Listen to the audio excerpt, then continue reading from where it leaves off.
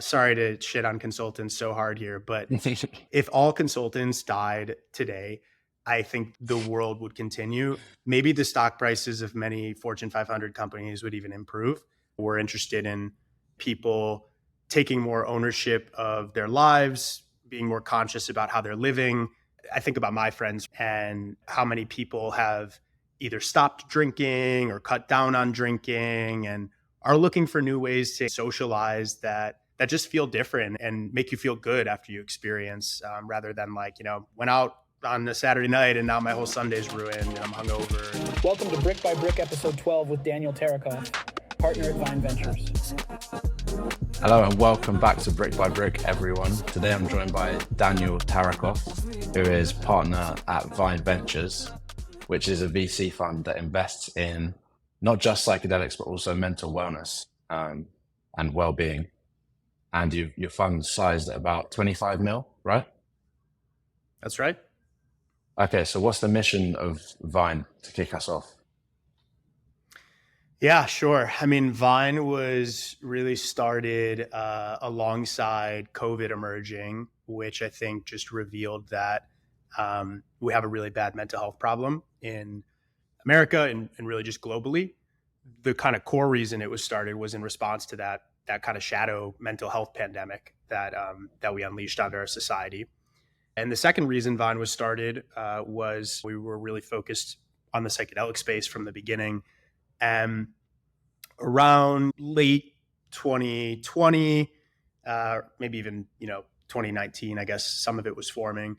We saw that certain companies in the psychedelic space had a vision for the future that just felt dystopian and hyper medicalized and very prescriptive about how psychedelics should be used, and it was not a future that we aligned with. And so big motivation and the reason why psychedelics are a big part of our portfolio and our focus is that we wanted to find and back companies that shared a aligned vision for the space that was something that I think we can look forward to, and that really takes advantage of the power of that psychedelics have, rather than just sort of following a traditional pharma path. Would I be right in saying that you're looking for companies that are kind of bridging the gap between the mainstream and, bringing psychedelics to the mainstream, rather than a lot of the early companies are very for psychonauts, and they're very aggressively psychedelic to the point where I don't think many average people would try it. But your investments like Othership seems like a more mainstream approaching company. Yeah, look, I'd say we invest across the full value chain of the psychedelic space. And, a big part of that is the drug development category, which, today still a stigma exists with psychedelics and is probably not going to be, quickly accepted by a lot of people. But still, we're trying to develop psychedelics through the traditional, FDA pathways, the medical model. We also want to support other ways of accessing psychedelics that might be more approachable through state regulation and decriminalization. But to your point, we're interested in something broader than psychedelics, a bigger push toward, I think people taking more ownership of their lives, being more conscious about how they're living, being more conscious about how they're managing their health and well-being throughout their life. And there's a lot of ways to do that and to become someone who is more engaged with that type of mindset. Psychedelics are a tool that often helps accelerate that type of thinking and mindset amongst people, but it's not the only way of getting there. And there's a lot of interesting ways of onboarding people to become more, to become more empowered to manage their mental well-being more actively. Othership is a great example of that. I think that what they're building and what they've kind of already caught on to in terms of the community that they've kind of gathered is really bringing people together in a space that is a little bit different from anything we've seen before. It takes elements of things that have existed, hot cold therapy, breath work, community, exercise classes, yoga, community spaces like Soho House. They kind of take all these different elements of spaces that have existed and pull it into one. And I think that, you know, I think about my friends, for example, and how many people have either stopped drinking or cut down on drinking and are looking for new ways to engage and socialize that that aren't, you know, centered around alcohol, or that just feel different and make you feel good after you experience, rather than like, you know, went out on a Saturday night and now my whole Sunday's ruined and I'm hungover and, you know, whatever it is. So yeah, I think Othership is a great example of a company that is, you know, building some new type of experience that's going to reach a lot more people beyond those who are interested or maybe have experience with psychedelics by, you know, touching people who maybe otherwise wouldn't engage in things like therapy, or psychedelics or other ways of even getting engaged in mental health and mental management. I mean, it sounds awesome. For people who don't know, it's there's a breathwork app, right? Like similar to Calm or Headspace, and then a physical space in Toronto. And you're saying it's a crossover from Soho House with all these wellness things. And I believe I heard you say DJs as well on a different podcast. Yeah, I mean, what's really cool about it is, you know, take like an exercise class, like a Barry's boot camp, which kind of like took the world by Yeah, storm, and, you know, they scaled and they're, you know, one of the best in class type of companies in that, you know, group fitness class space. Um, Othership is able to have people in the space during, you know, the traditional business hours where they can host classes. People can go in just to use the space freely as a spa, doing hot cold therapy on their own time. They can join breathwork, yoga classes, different types of experiences. They do all sorts of cool, innovative types of courses with different teachers. But then at night, you know, they can also use the space to host parties and social events, have DJs come in. Again, not like a club where you're, you know, doing a bunch of drugs and drinking, but just a space where you can be sober and meet people who are like-minded and, you know, care about their well-being and are just interested in trying, you know, interesting new experiences that are good for them. So I think they've hit on something really interesting. They're crushing it in their first location, which is in Toronto. They're expanding later this year to a second location in the Toronto area that should open in Q3 or Q4 of this year. And then their next, you know, really big push is their New York launch, which is going to happen next year. And that's I think really going to put them on the map.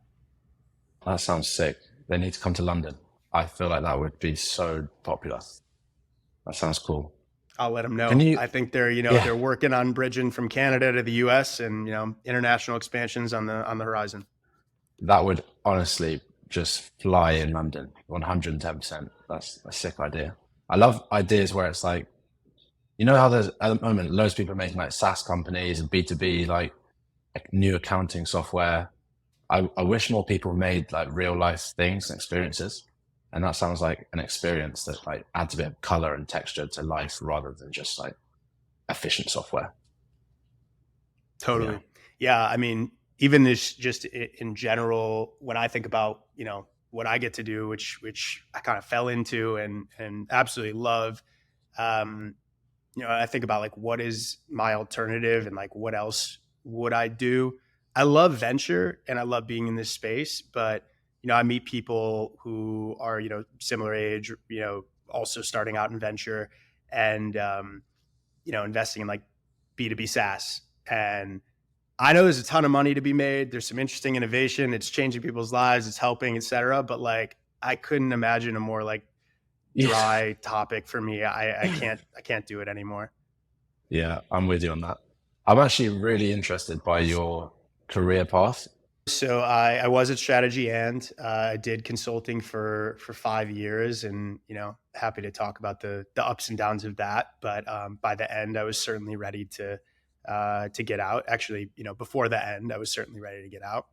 And I went and got my MBA after that. So I moved out to the West Coast and did that at Berkeley. And that's when I started my newsletter, which was, you know, focused on the mental health and well-being space more broadly in different startups that were emerging there, doing interviews with founders and kind of just, you know, following different investments in the space. And then kind of actually entirely separately from that, I got connected to the Vine team, which was ironic just because, like, when I was in the MBA doing that newsletter, the whole idea behind the newsletter was really, use it as a tool to build a network out in a space I was passionate about, and hopefully be able to leverage that into recruiting for a role in venture at the time that I thought might be focused on mental health as my niche, more broadly. And then, found myself even a little bit more specific in the psychedelic space. But yeah, that the newsletter was a ton of work to start up and manage. And I still keep it going a bit, but in a much simpler kind of format, just because I don't have the time that I had when I was in the MBA.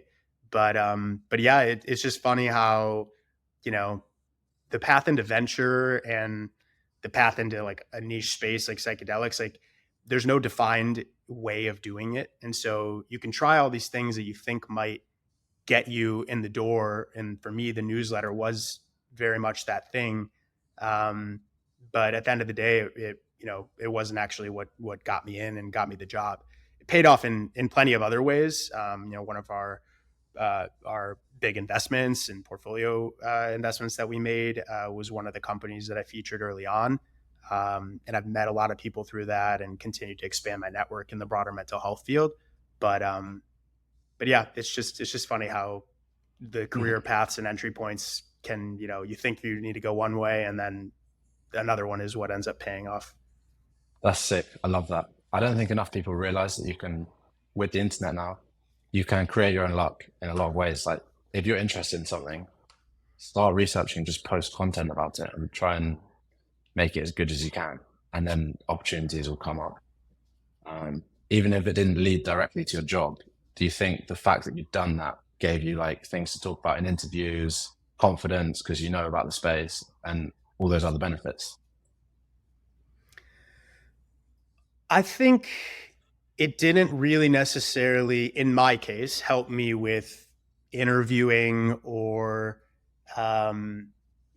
necessarily confidence. I mean, I do think it helped me learn more about what was happening in the mental health field more generally. And, anytime you know more about a space, you're more confident discussing it and talking about it. So I guess from that angle, I would say, if anything, the main benefit I got from it was just meeting founders and having a way of being able to connect with whoever. I mean, like, I was just some random person who reached out to CEOs of mental health companies, and some were people that were easy to access, especially some of the first ones that I did were, just kind of like first person to respond to me in a smaller kind of early stage startup. But after having done, I don't know, 5, 6, 7 issues of it, I was able to pretty easily contact some like, bigger name mental health founders and,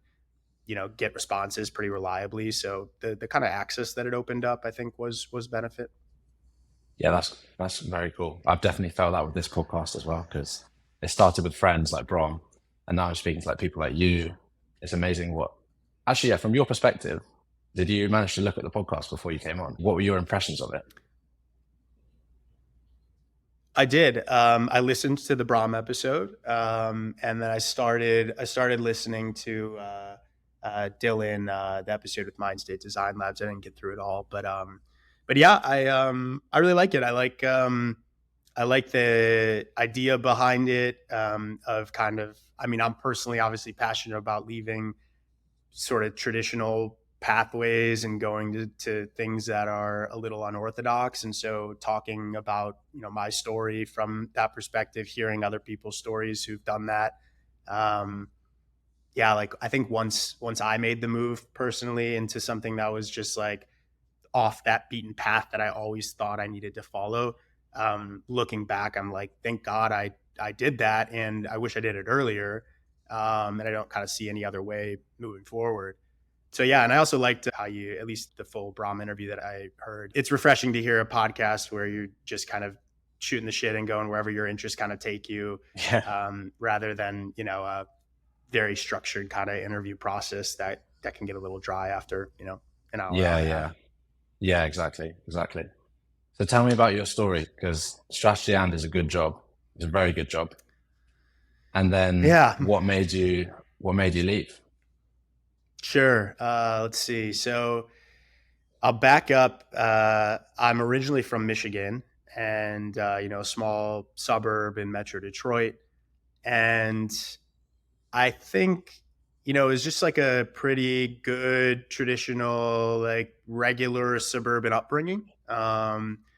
I kind of always just like did what I thought I was supposed to do, and I did it pretty well. Like did get good grades in school. Had a good friend and social life. Um, went to University of Michigan for undergrad, and met a bunch of cool people, and I studied business there, and that's kind of where I went down that path initially. And at the time when I was in school, the two hot things to do were investment banking or consulting. And this was like right before tech was like just emerging. Some people were going into tech, and it was kind of like a weird thing at the time. You're like, oh, you're going to take that risk, and panned out very well for some people. But it was pretty much, if you were gunning for it, you were doing banking or consulting. And to Yeah. me, banking was like, I couldn't imagine a worse job. I'm not like, the quantitative finance whiz. I'm never going to be the person who's like the best at modeling, for some late stage growth equity fund. And I just like it, I'm all for hustling, but like the culture at the time was also just like so shitty. And it was just not like something I wanted to subject myself to. It didn't feel like it was something that was going to lead me down the path that I wanted to go.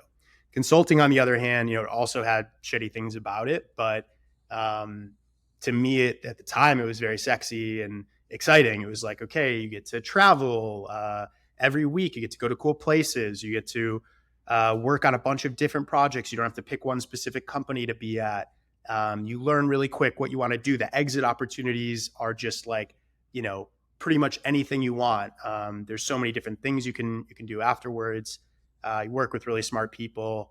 It just had it all. I was like, I knew I wanted to do consulting from a pretty early stage in undergrad, maybe like my freshman year. I kind of already had it on my radar, whereas a lot of people, didn't sort that out until maybe like junior year. And so did the whole consulting recruiting thing. That was a whole process, and landed at Strategy and at the time when I joined, when I interned, it was a company called Booz and Company. That was a private consulting firm, probably 3,000 people. I really liked the culture of it. I would say it was kind of like reputation wise, like number four after McKinsey, Bain, BCG. So I felt like it was kind of a cool little like underdog spot to end up in. Obviously, I also applied to McKinsey, Bain, BCG and got rejected from them all. But I was happy with where I Naturally. landed, and yeah, I loved the summer internship, met some really cool people, and then when I joined full time, the kind of transition happened where PwC had acquired Booz and Company. It was rebranded to Strategy and by the time I was starting, the full time position, it was a new firm sitting within not a 3,000 person company globally, but a PwC, a 200,000 person globally, basically its own country. And I think the effects of that on morale and company culture, they took a little while to settle. It still very much felt like the Booz and Company kind of vibe for the first probably 2, maybe 3 years. But just naturally over time, being a part of a big organization as they're continuing to fold it in, it just kind of like degraded a bit of the like what I really liked about the smaller feel company. Um, so that was one of the big reasons that I wanted to get out and do something new. The other though was that even in Booz's prior days, prior to being acquired, one of the differences between Booz and the big three consulting firms is that Booz was an industry specific firm. So you had an alignment to a particular industry. These were like broad industry groups, but still it gave you some sort of focus. And a big part of why I was attracted to consulting in general was the ability to, see a lot of different things, figure out what it is that I might be interested in and passionate about. And so being forced into like one particular industry was a bit of a downer for me. For me, that was healthcare. And I started off working with a lot of payers, insurance companies, which I really hated. It was just like, felt like the driest space to be in. And it was also like all this new lingo and like a really high learning curve to like know what is happening, especially in the US healthcare ecosystem, which is just like fucked in all sorts of ways. And, and yeah, it just didn't like excite me much. And I shifted around a bit. I then moved over to the provider side where I was working with like hospitals and academic medical centers. And I liked that a bit more. I felt like I was a little bit closer to like making an impact or like touching patient lives. But still, it just like the idea that like I didn't pick this focus area and I was kind of being like pigeonholed into it more than even like it being healthcare per se, just like that it was like anything that I was like forced into. Just didn't, it felt like I didn't have control over where my career was going. So I'd say the combination of that with the way that the culture was going for the broader firm kind of pushed me out. And for a while, I was thinking about leaving probably 2 years in. My plan had always been, again, because I had like this like structured plan and way I thought life was supposed to go. I was like, all right, I'm going to, I did well in college. Now I got into this good consulting job. I'm going to do 2 years in the consulting job. Then I'm going to leave and get my MBA. Then I'm going to do something else after that. Like I had this whole idea of what the path was supposed to be. And I found myself 2 years in when I thought I would be going back to get my MBA. And it just didn't feel like the right time. I wasn't really sure what I wanted to do next. And I had seen a lot of friends leaving from consulting who seemed to just kind of leave because they didn't like consulting anymore and wanted to get out of the lifestyle, but they were just kind of like hopping to new jobs. And then I would like watch them do that. And, some it went really well for that, like really found something that aligned with them. That was a cool position. But a lot of people just left to leave and ended up in like a role that sure was like a strategy role somewhere cool or like some other company outside of the professional services space.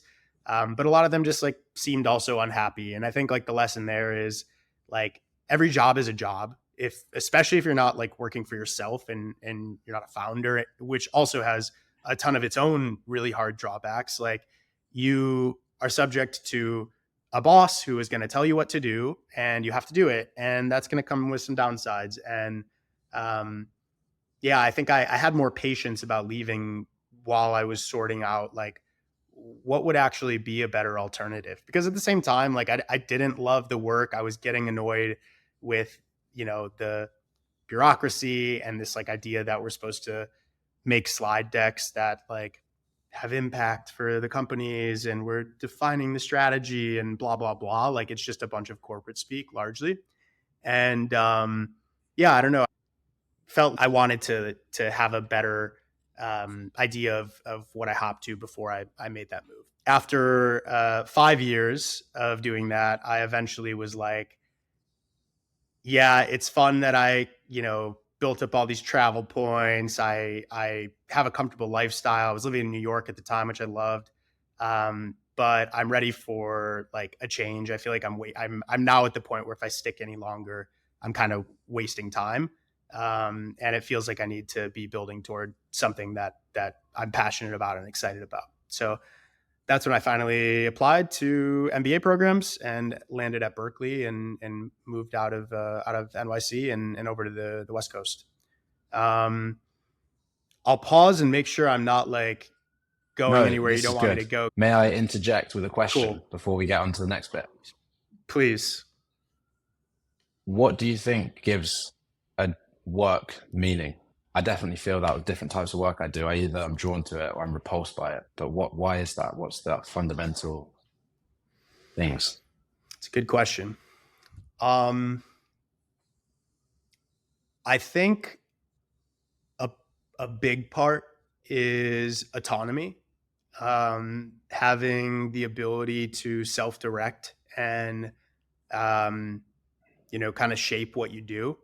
I think a part of consulting that really didn't have meaning for me was, like you have a defined project and you're serving a client that is expecting some deliverable, which is usually just a slide deck and some analysis behind it. And you're usually like working toward some sort of like predefined assumption of where the answer is going based on, the partner team's expertise and guidance. And it just kind of felt like this like engineering of an answer to make an end product that you were kind of like trying to make.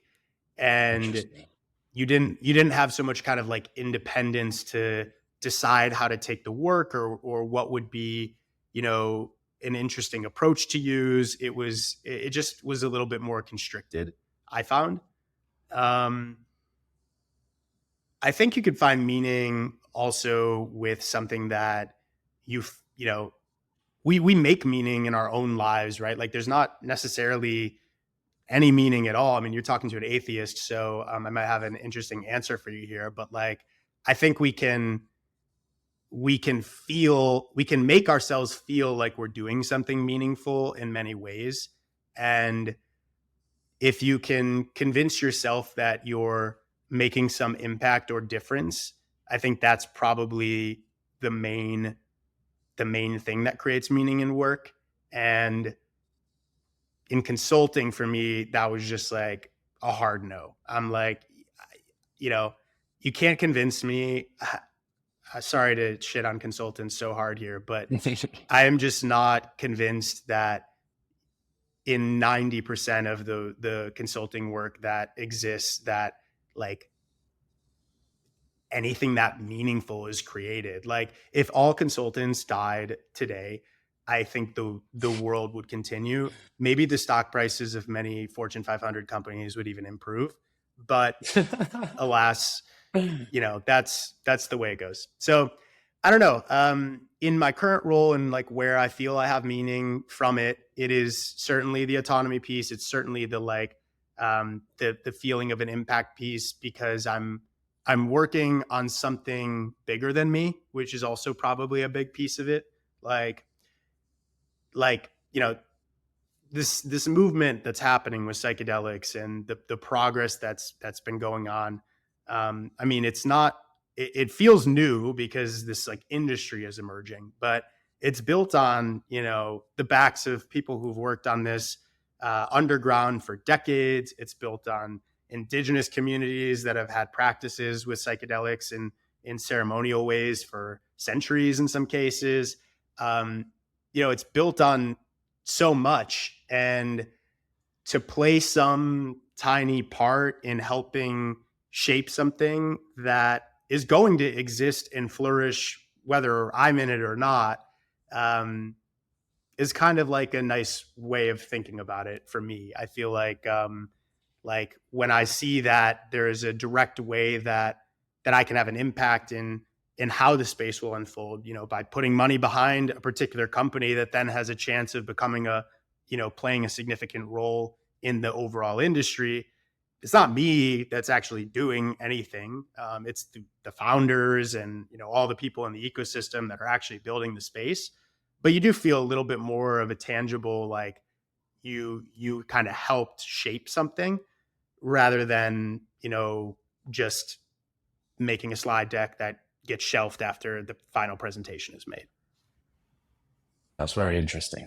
I think you're doing yourself a bit of a disservice there. I reckon you're having more impact than you maybe think. But yeah, it's true. Like, I think the way I think about it a lot is I work in consulting and I work with startups. Startups, it feels like there's a bubble and it's getting bigger and new opportunities are coming. Whereas consulting, working with big Fortune 500 companies, the bubble's already grown. It's as big as it can be. And then it's like, it feels like it's dealing with problems within the bubble. So it's not breaking new territory necessarily. I feel like new territory is more exciting. That's a good way of putting it. Okay, so then you did an MBA in the UK. MBAs are not as popular as they are in the US. So why do people do MBAs in the US? And why did you choose to do it? People do MBAs in the US for all sorts of reasons. It really is case dependent, and it makes sense for some people and it doesn't make sense at all for other people.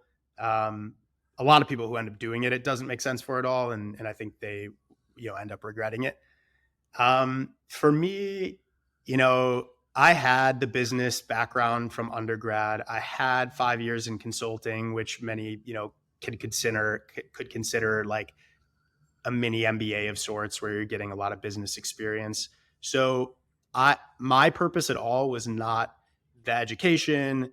It was not like the prestige factor or anything. I would say the main factors were the time away from any responsibilities, any work, to really like think hard about what I want to do next. And I think that was like, in retrospect, probably the most important piece for me was just like, you can be in a job and be like, I want to switch jobs and I'm kind of recruiting on the side and I'm thinking about what I want to do, but like fully not working, like I had so much time to just do like random conversations with people about whatever I wanted. And it's like, it's a luxury that, that is not, I think that's just underappreciated. And, you can do that by like quitting your job and just having time off. But like the MBA is like this amazing situation where like the outside world is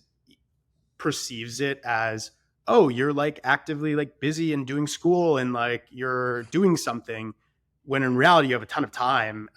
It's like this protected way of like giving yourself time without looking like you're taking some big gap away from working.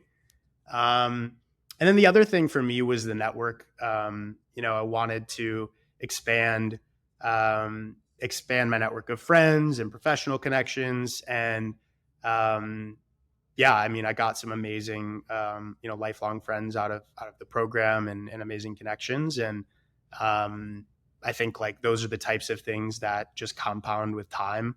And the more like big, distinct networks of people you can put yourself in, especially earlier on in life, I think probably there's no better like investment you can make. And so for me, those were the two kind of primary motivating factors. Who are some of the best people that you met? Oh God, met some awesome people. One of my best friends, Daniel Macklup's a South African guy who is running a crypto company called 42 in the DeFi space. And he's just a legend, like such a good dude. And just like a hustler who, wasn't going to do something traditional and just kind of like went for it and started a company and like is figuring it out and is still figuring it out. And like, I don't know, it takes a certain mindset to be that type of person that will jump in and do that. And if you look at like any successful entrepreneurs and people that are like, really, really made it, like it's more often than not the people that like went out and built and like did something and like went after it and failed early and often, and then like, figured it out on their third or fourth or whatever try, not necessarily the like people who followed professional services paths through their entire career. I mean, you can make a lot of good living that way and be very successful, but the like outsized, like real big success people are the people that that kind of go after it. Another example that comes to mind, this was pre MBA, this is my undergrad, but is Alex Lieberman, who founded this newsletter called Morning Brew. I remember at the time in like undergrad, he's like, he's a G and is continuing to do all sorts of interesting entrepreneurial things. But like, he was so far ahead of his time. Like in undergrad, I was very much in the mindset of like, okay, yeah, like you do investment banking or consulting.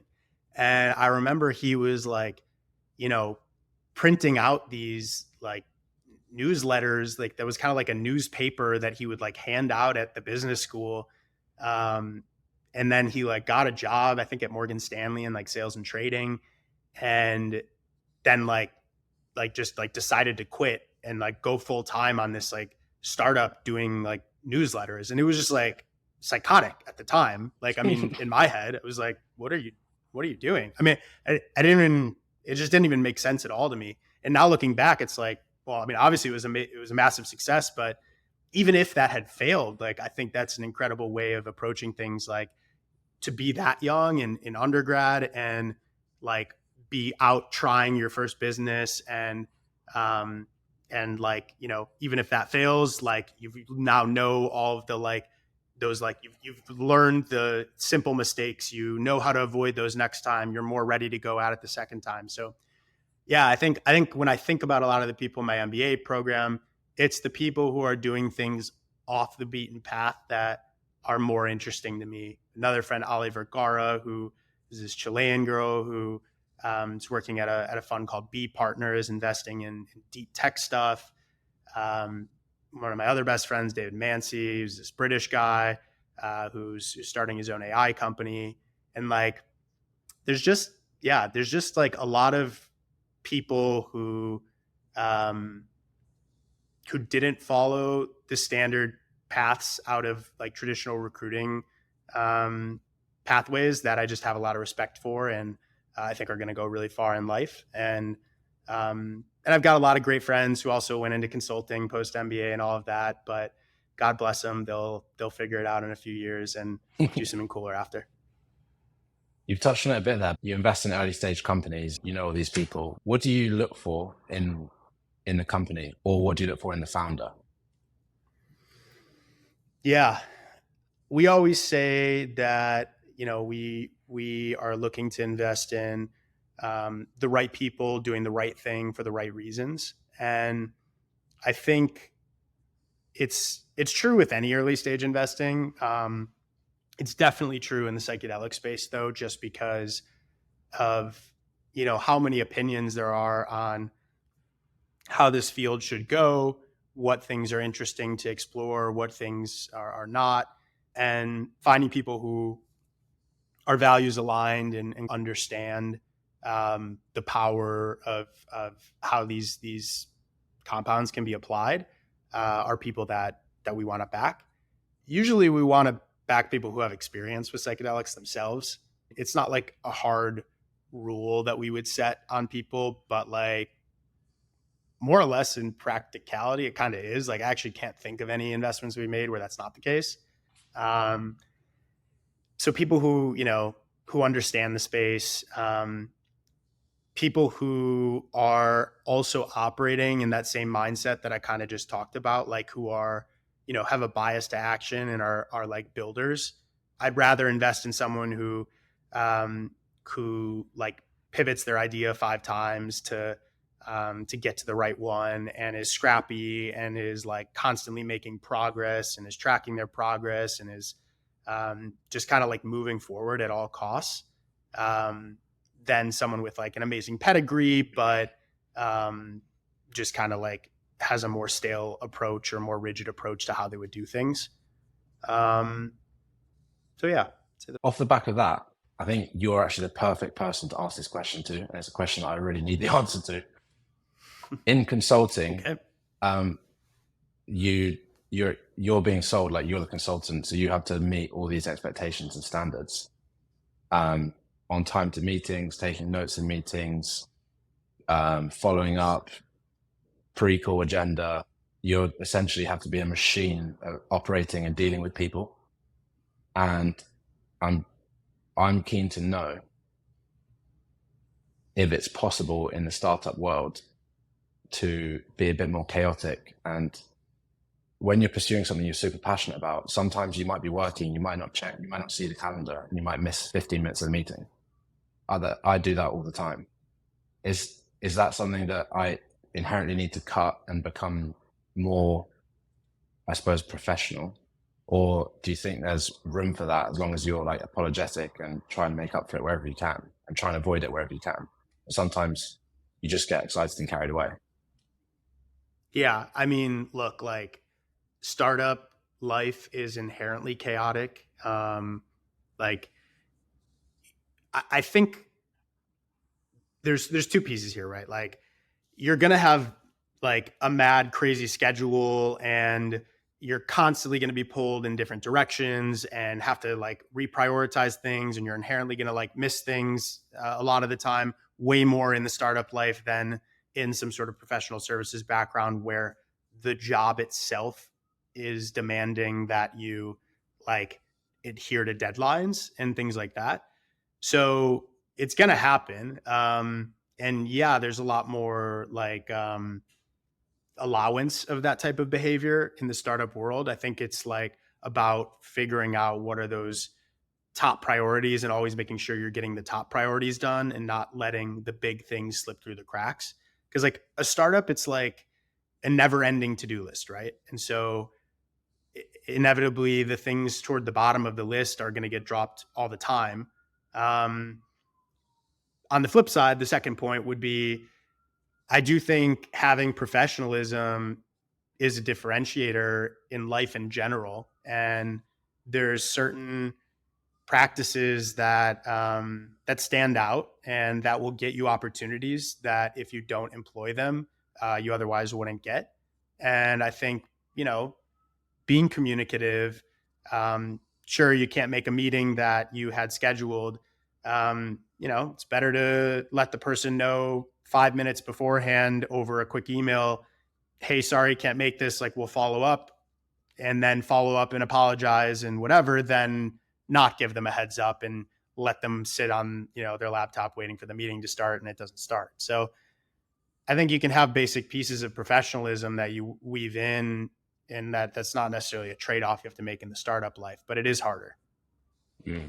What impresses you about founders when they come to you? Like when you think to some of the more impressive ones you've seen, like what is it that they do?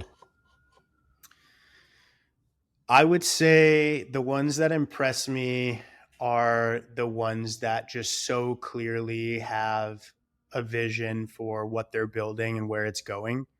Um, Both in the like energy and enthusiasm that they have when they communicate their pitch and what they're working on and what they're building, um, but also in a more nuanced way, which is where you know inevitably will ask follow-up questions trying to understand their business more, or like, you know, kind of pull it apart. And um, when a founder really has like a clear, crisp perspective on what they've built, what they're building, where they're taking it, they know the space so well, and they've thought through so many scenarios that there's not like questions that could like stump them. Like they might not know all these, like if you ask for a certain metric and they don't have it on the top of their head or whatever it is, like that's not what I'm talking about. But it's like if you're asking them like fundamental aspects of like the business model, or like what they think about how a certain customer base is going to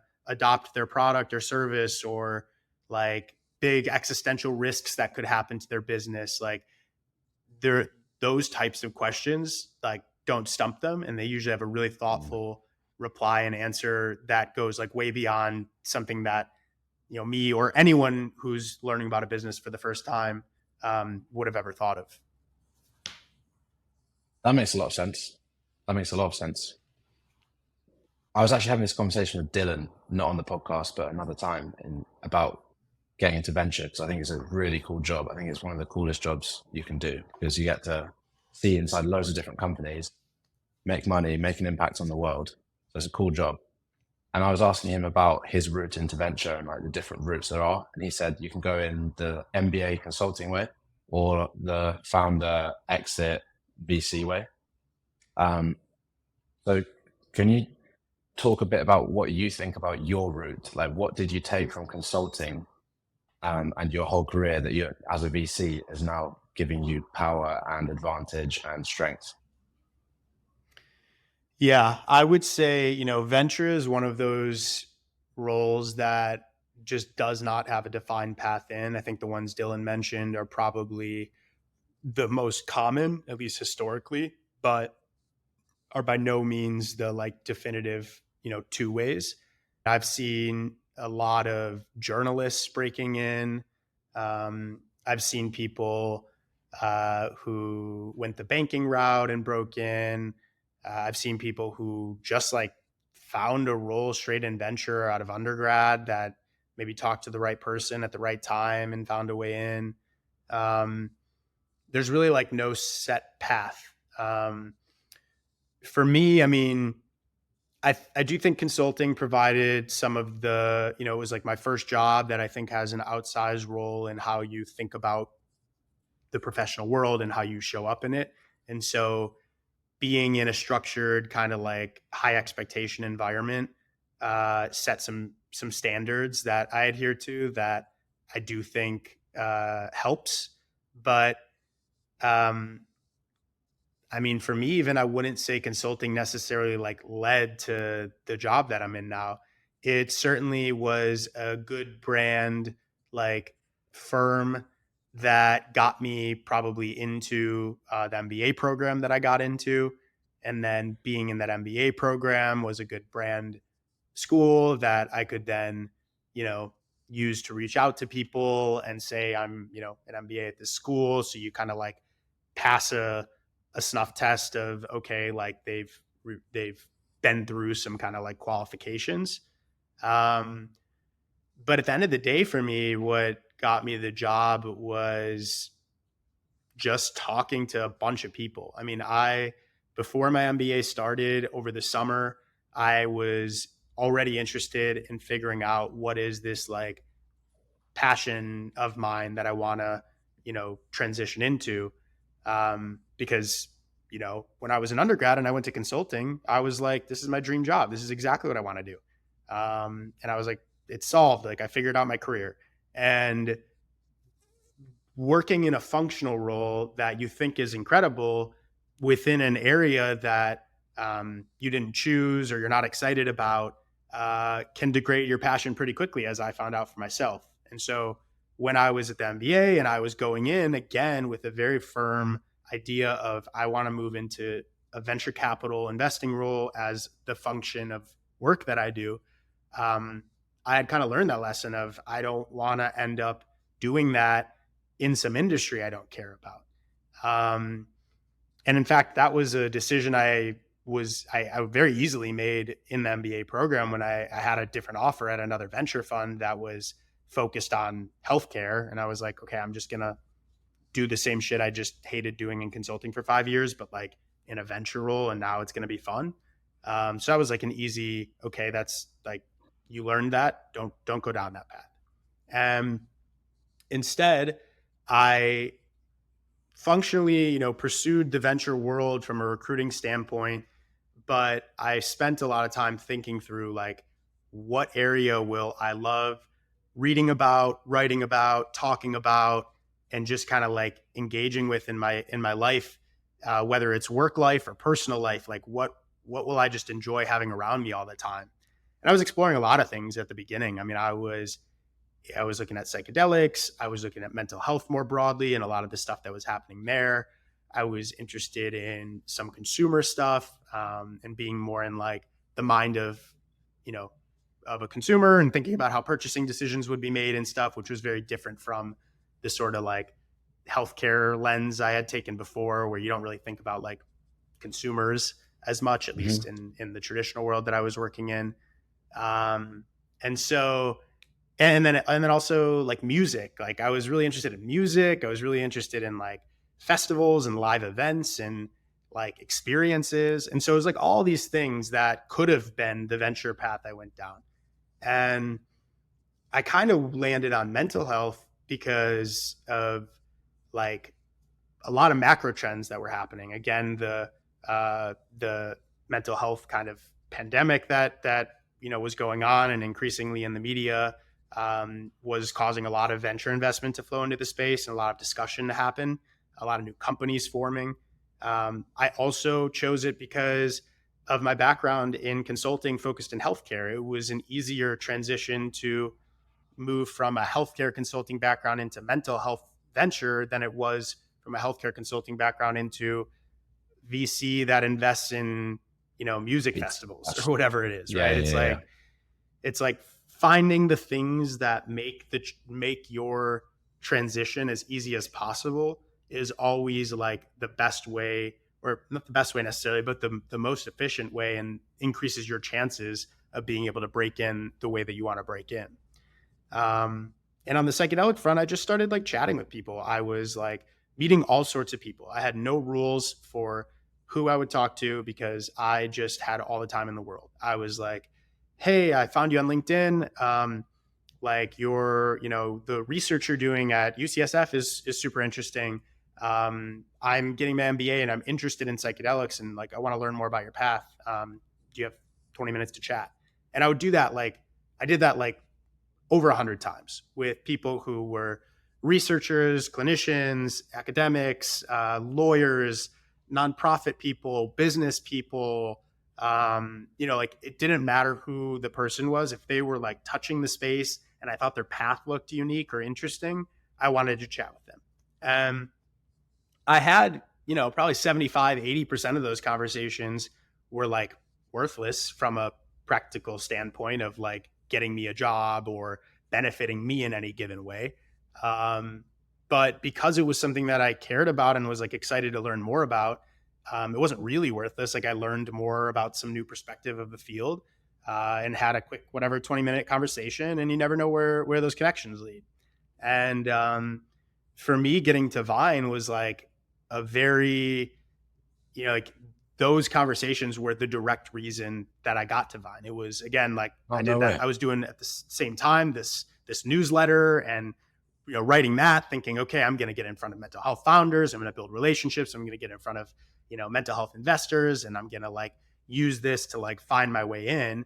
And meanwhile, like, Vine, I don't think Ryan, the partner who founded Vine, even knows that I ever wrote that newsletter or that I write it.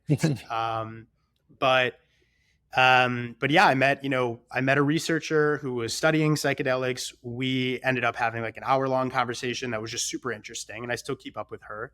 And she, afterwards was like, you should chat with the UC Berkeley Center for Psychedelics. And I was at Berkeley, and I asked her for an intro.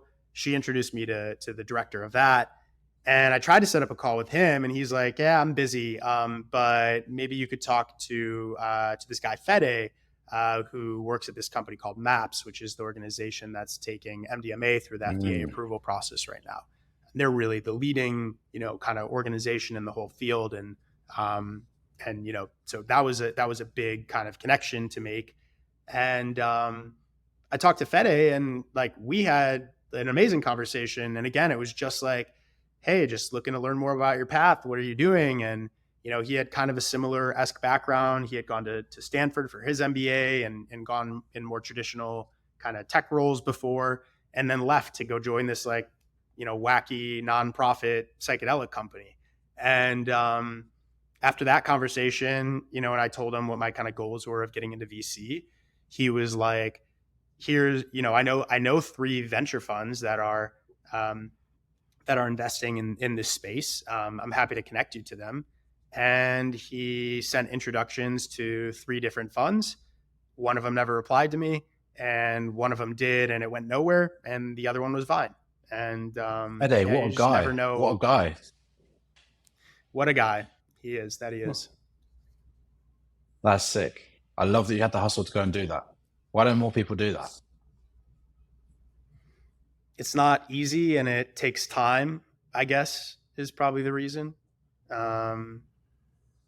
But yeah, I mean, I don't get why either. 'Cause like I've always found like investing in building relationships and meeting people, like it is a hard one to learn that it has big payoff, but I've always seen it to have big payoff in the long run. But it's tough because you like I said, 80% or whatever of those calls were just like what some people might call wasted time. But like, if, it took the 80% of the calls to get to what is now my job. So. Yeah. I think people would benefit from understanding how those numbers work. It's like with anything, you need to do 10 to get 1. But that's a good thing because it means you can definitely get 1. So yeah, absolutely. Can I ask you a question about VC? Sure. You don't have to answer. How much does a VC partner make? And how much could they make if you had a unicorn exit or the fund does amazingly over 15 years? Yeah. VC is another one of those things where like if you ask me about consulting or banking, the answer is very straightforward. There's set salary bands and bonuses and all of these things. VC is dramatically variable. I would say, I'm in a very unique situation. First of all, my base salary is not that much money. I'm working on this not even necessarily for the upside of equity in fund one, which I do have some in, but for like what I want to build as a firm and, something that has a lasting legacy. And so I have a much longer time frame on what how I think about the value that could be generated out of this for me personally. If I think about, the type of work that I do as well, it's a very unique situation in that, I joined Vine as a partner. And a lot of venture funds, give out partner titles because it helps with like, people getting in front of founders and things like that. But in practicality, when they join, they're doing the role of like an associate, or a senior associate, whatever, where, you're doing deal sourcing and diligence, and that's kind of the core job.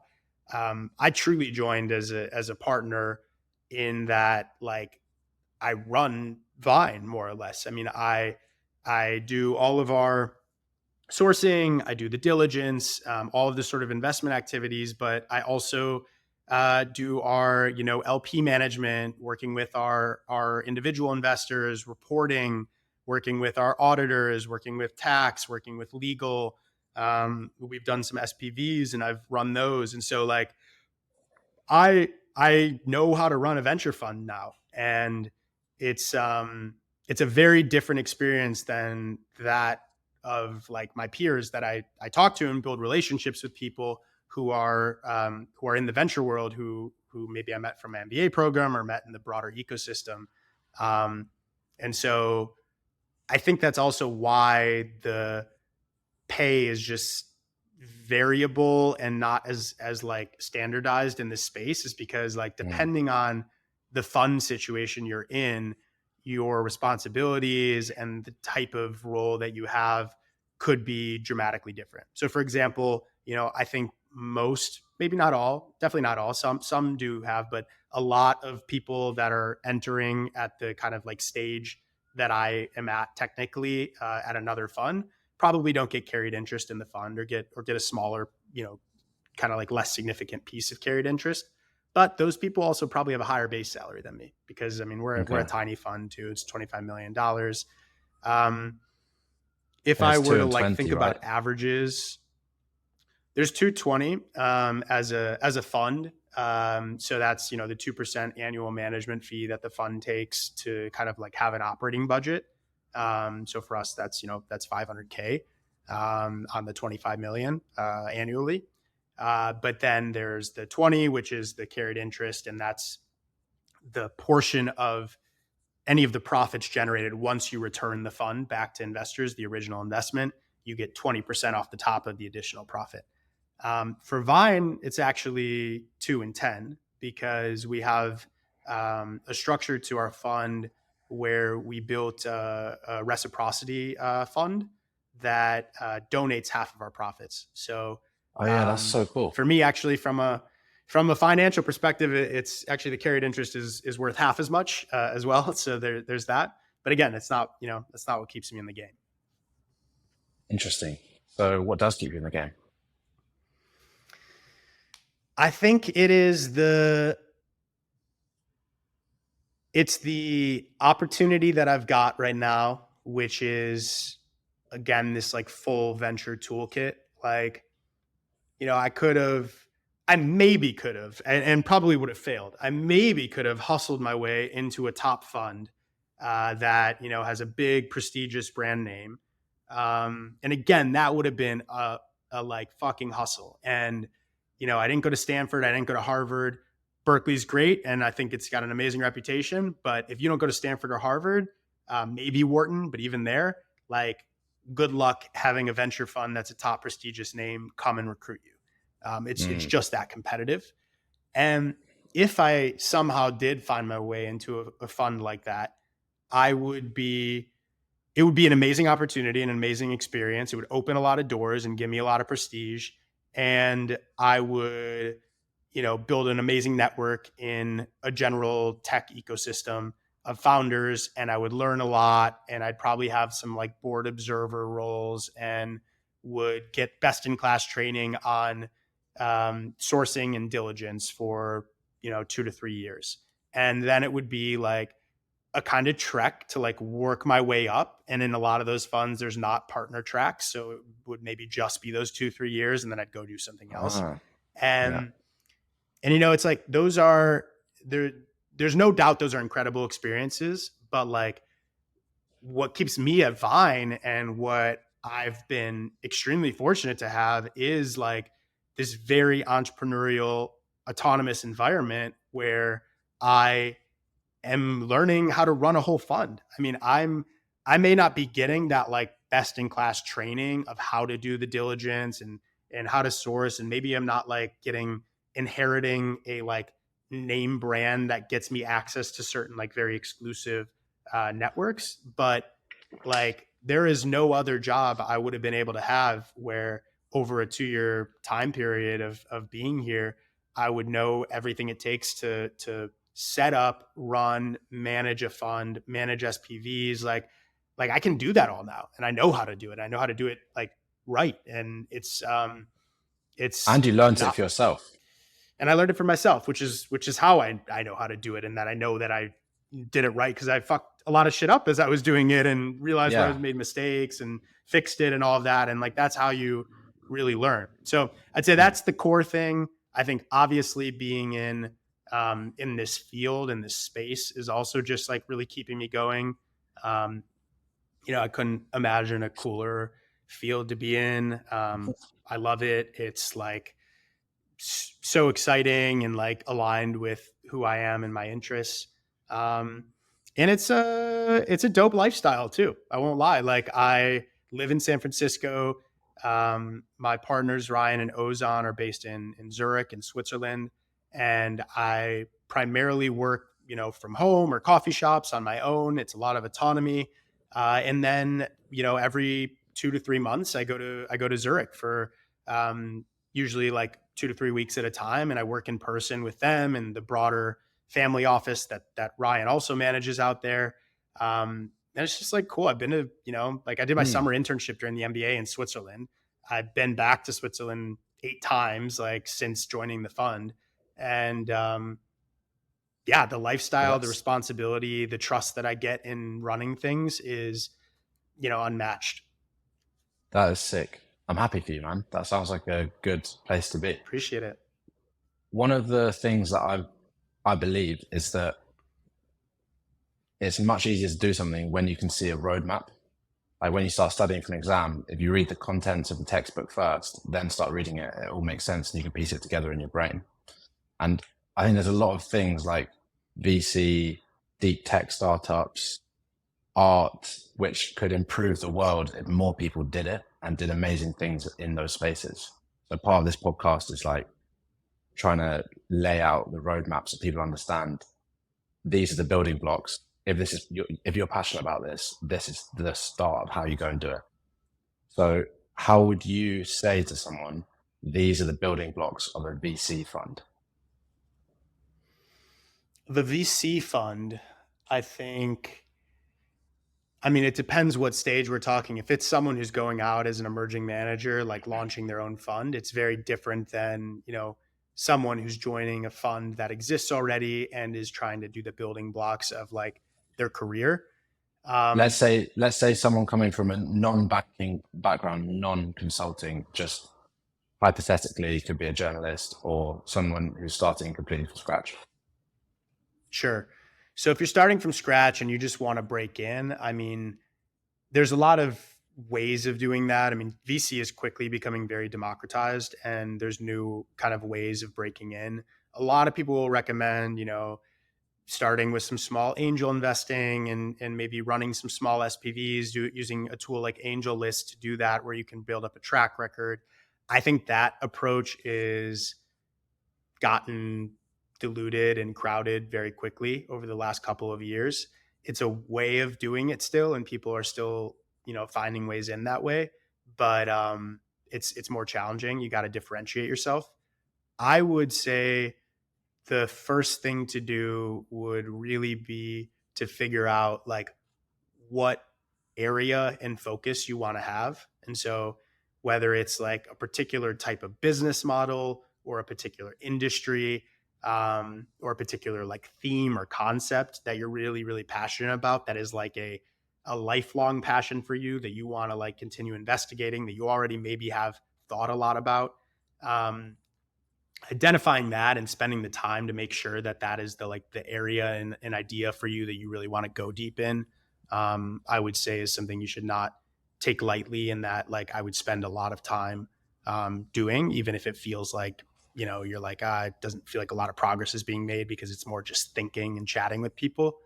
Once you find something that you like, and I guess as a part of that process, as you're investigating it, the next thing would just be like building up a network of people who are aligned in that same field or theme of interest. And so making connections and figuring out what people are doing, trying to find and build a network that is unique and like a differentiator for you.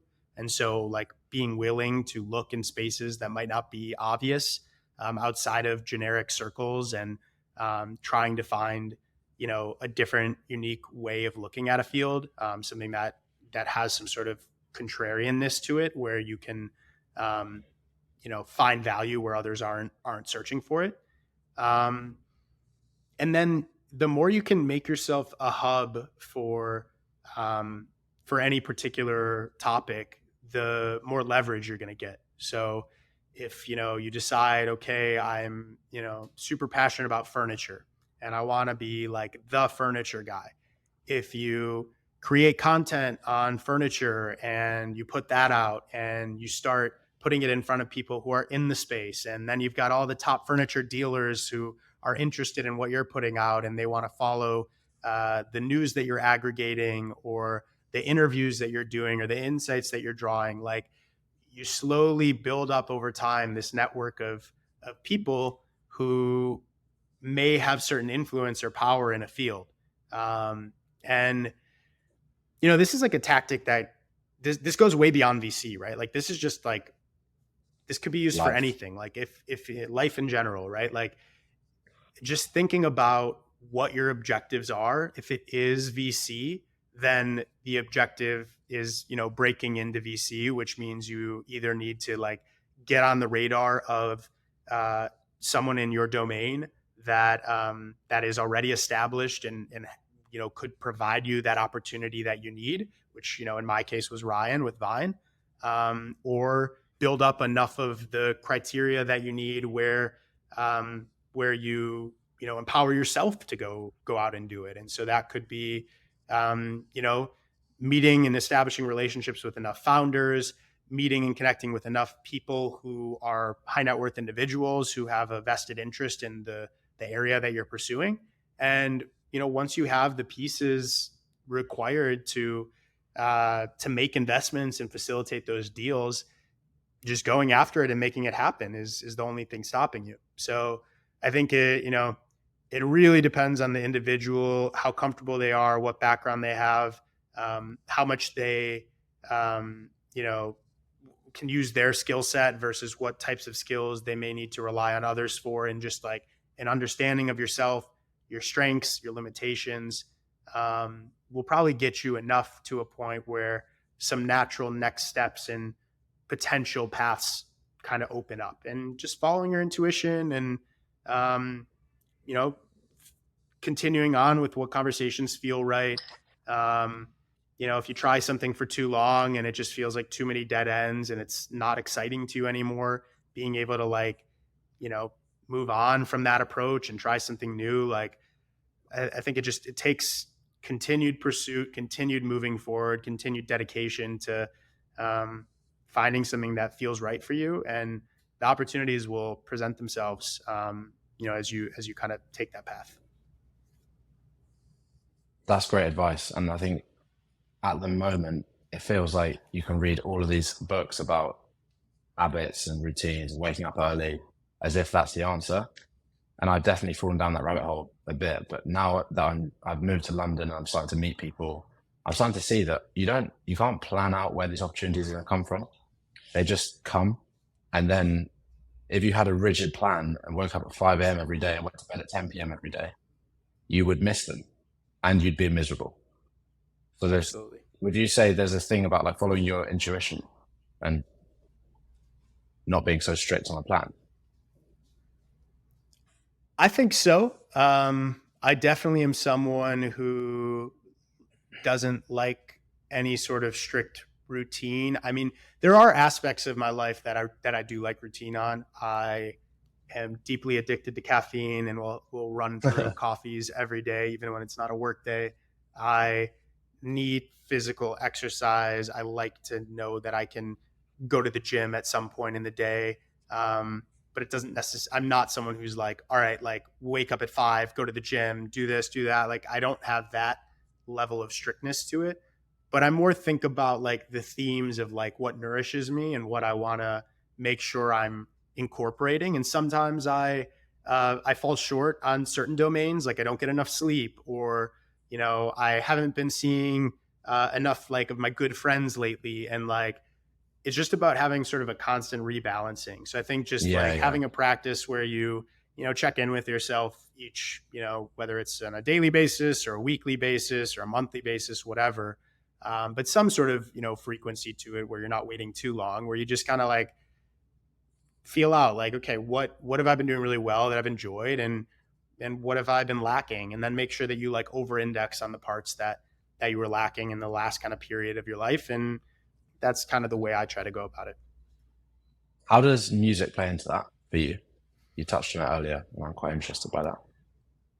I love music. What sort I of music? find I like all sorts of music. I really enjoy like house and disco and funk and like, Mate, you should come to London. Come to I'm me and my ready. Let's housemate. go. Yeah, you come Okay, to our sick. events. Okay, cool. I'm game.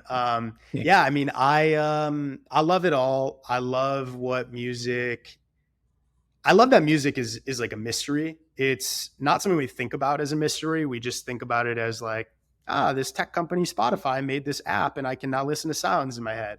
But Yeah. like it's so weird. It is like this we're just playing sounds, and different sound waves and frequencies and things are like hitting our eardrums and being interpreted by our brain.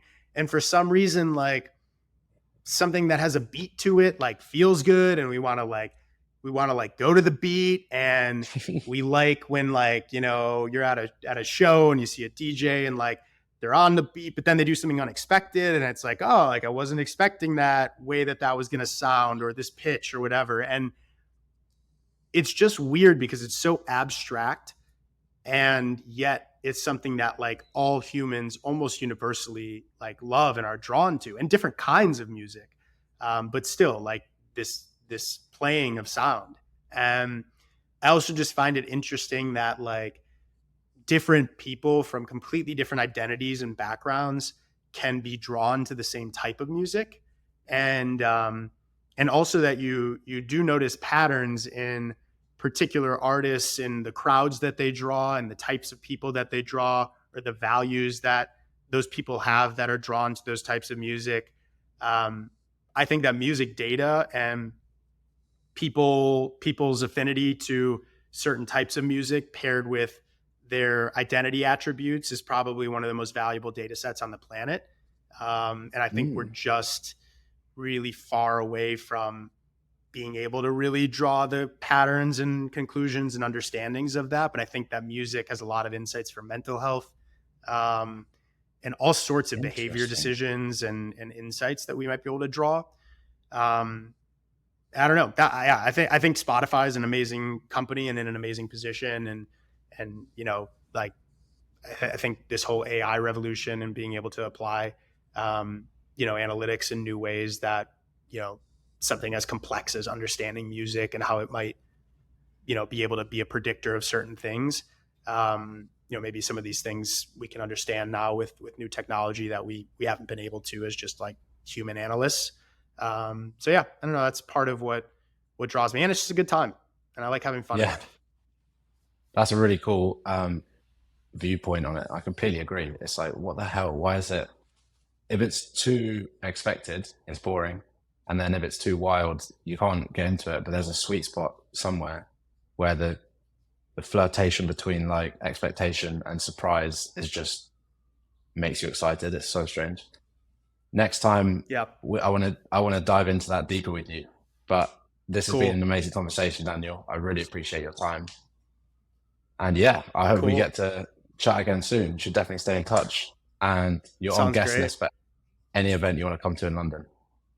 Dope. Love to hear it. Cool. Thanks, Ollie. I really appreciate you having me on.